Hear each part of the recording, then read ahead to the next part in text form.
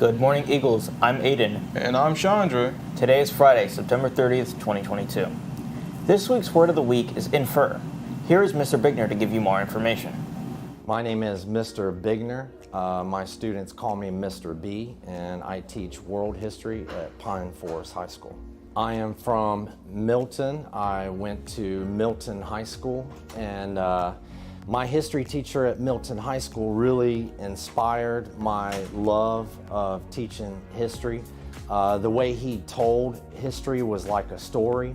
The man seemed to have an almost limitless amount of information. And so my history teacher in high school, Mr. Bryant, he really sparked my love and my passion for teaching history.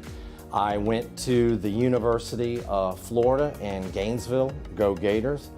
And my first job teaching right out of college was Pine Forest High School, and I've been teaching at Pine Forest High School for 22 years. When I first started teaching, there were no walls or doors. There were no walls and doors in the classroom. Instead, there were these template dividers and office dividers, and you could hear everything. If a teacher was showing a movie all the way down the hallway, you could hear it in your classroom. And the crazy thing about this year is this year I teach not one, not two, but 3 kids of my former students. So in other words, 3 of my students this year I taught their parents, which is crazy. The word of the week today is infer, and to infer means to read between the lines, to use reasoning and logic to understand something. And my students use inference in our class when we are reading the accounts of Christopher Columbus and the other European explorers and how they referred to the Native Americans. They talked about them like they were inferior, like they were beneath them. And so my students should be able to infer that they use that as a justification to take over their land or to conquer them or to take them over. How my students could use inference in the real world is, for example, when you walk into a classroom or when you're walking down the hallway and you see somebody wearing an Alabama hat or an Alabama shirt, you can infer that they're probably not the most intelligent person in the world. I'm a runner. What I do is I run a lot. I'm training right now for a marathon in January, the Louisiana Marathon in Baton Rouge, Louisiana. A marathon is a very, very long race. It's 26.2 miles long. It's longer than what most normal people would want to run. But my goal is to run the Louisiana Marathon in under 3 hours and 20 minutes. That way that I will qualify for the Boston Marathon. The Boston Marathon is my big, huge goal.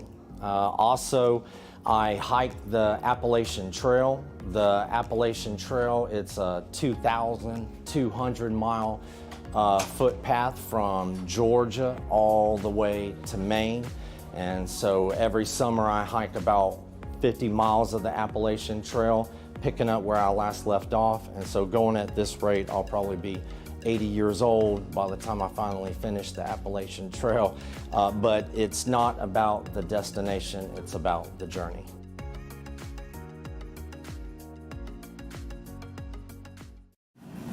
Picture Day is today. If you're interested in purchasing a school picture, visit our school website for more information.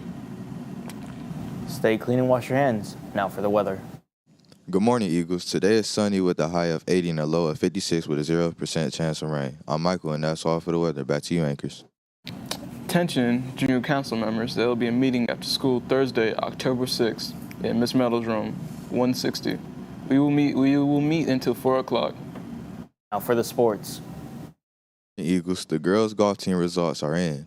And Sarah Rudd clinched her third win as the individual low medalist for this season. Elizabeth Rudd tied for the 6th place score. Good job, Eagles. Congratulations to both the girls and boys swim team.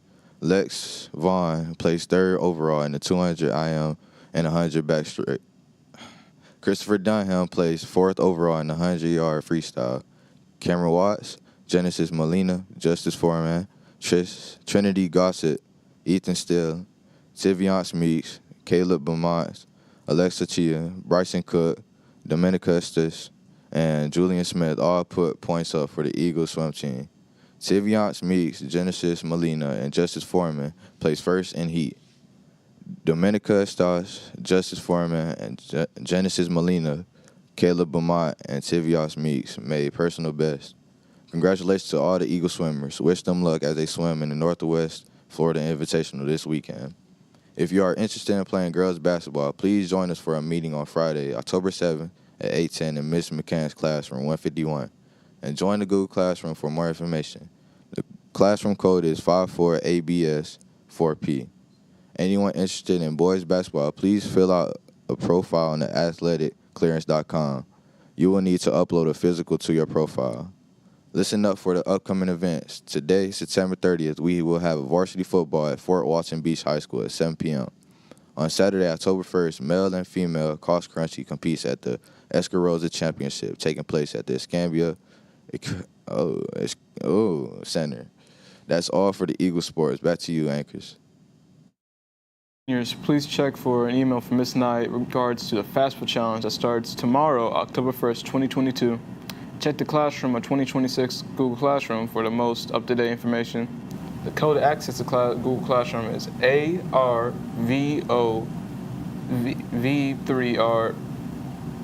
I'm Aiden, And I'm Chandra. signing off of Eagle Nation News. Make sure to be respectful Responsible. and resilient.